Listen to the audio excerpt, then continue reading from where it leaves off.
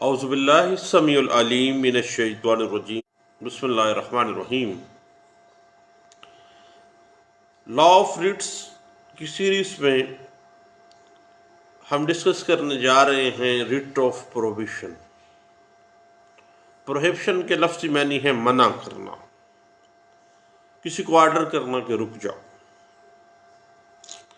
Under article 199 constitution of Pakistan 1973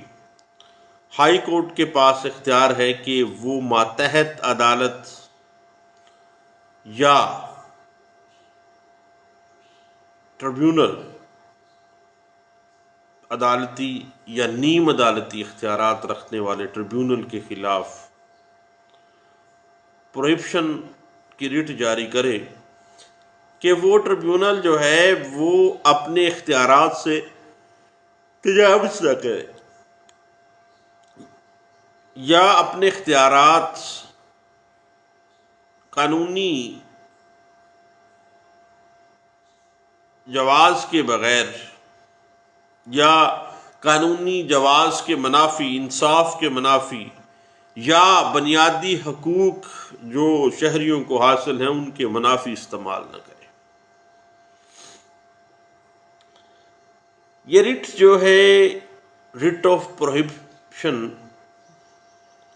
ماتحت tribunal کو اپنی کارروائی جو کہ وہ قانون کے منافی سر انجام دے رہا ہے اس کو روکنے کے لیے ریٹ جاری کی جاتی ہے، تاکہ شہریوں کے بنیادی حقوق، قانون کا بول بالا جو ہے وہ ہو سکے۔ اگر ریٹ آف پروہیبیشن کی آپ ہیرارکی کو اسٹڈی کرنا چاہتے ہیں تو all India reporter 1996 supreme court page 98 ہے، اور P L D 2003 Peshawar high court page 114 ہے۔ All India reporter 2003 supreme court page 3290 ہے۔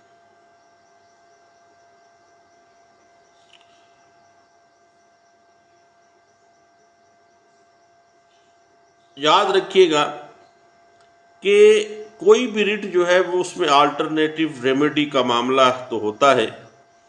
اور ریٹ آف پروہیبیشن کے اندر بھی ریٹ ہمیشہ سے جو معاملہ ہے لوکس اسٹینڈائی کے ساتھ ساتھ جو آلٹرنیٹیو ریمیڈی کا معاملہ ہے وہ وہاں پہ اسٹینڈ کرتا ہے۔ لیکن ایک بات ذہن میں رکھیے گا کہ کبھی بھی اگر کوئی آلٹرنیٹیو ریمیڈی ہے تو وہ اویل کرنی چاہیے، ادروائز بعض اوقات کوئی ایسی آلٹرنیٹیو ریمیڈی ہے جو کہ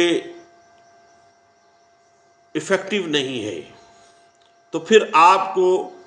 ڈیمانسٹریٹ کرنا پڑے گا کہ جورسڈکشن جو ہے وہ اس ٹریبیونل کی نہیں بنتی ہے، یا وہ ٹریبیونل کا جو آفیسر ہے یا اتھارٹی ہے وہ اس کی جس کے خلاف وہ ریٹ آف پروہیبیشن میں آئے ہیں وہ ٹوٹلی طور پر جو ہے وہ جورسڈکشن گین نہیں کرتے ہیں۔ اس حوالے سے P L D 1997 Lahore high court page 456 ہے، اور all India reporter 1975 supreme court page 231 جو ہے وہ اس بات کو انٹرپریٹ کر دیتا ہے۔ اور ریٹ آف پروہیبیشن ہمیشہ سے اس وقت جاری کی جاتی ہے جب کوئی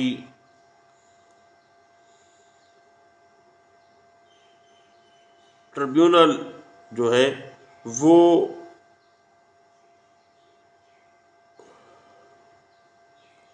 کوئی ایڈورس ایکشن جو ہے وہ لے رہا ہو متاثرہ پارٹی کے خلاف،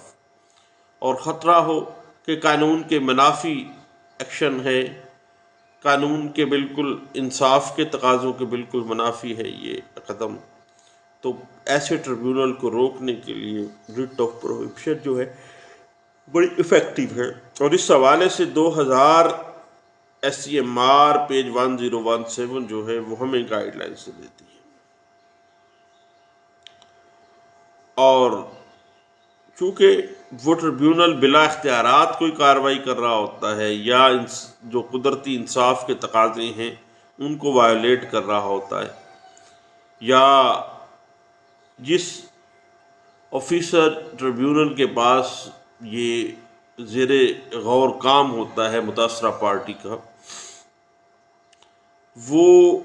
کوئی ذاتی دلچسپی لے رہا ہوتا ہے یا بددیانتی کے ساتھ بلا اختیار اور بلا جواز کوئی کارروائی سر انجام دے رہا ہے، تو پھر ایسی صورتحال میں جو ہائی کورٹ ہے وہ ریٹ آف پروہیبشن میں وہ ایسی کارروائیوں کو کالعدم قرار دیتی ہے۔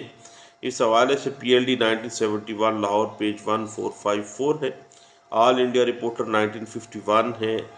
پیج 746 ہے، اور all India reporter 1975 supreme court page 2135 ہے، اور P L D 2014 Sindh high court page 361 جو ہے وہ ہمیں اس حوالے سے کچھ گائیڈ لائنس دے دیتی ہے۔ اب معاملہ یہ ہے کہ قانون کی بالادستی کو قائم کرنے کے لیے، غیر قانونی اقدامات کو ختم کرنے کے لیے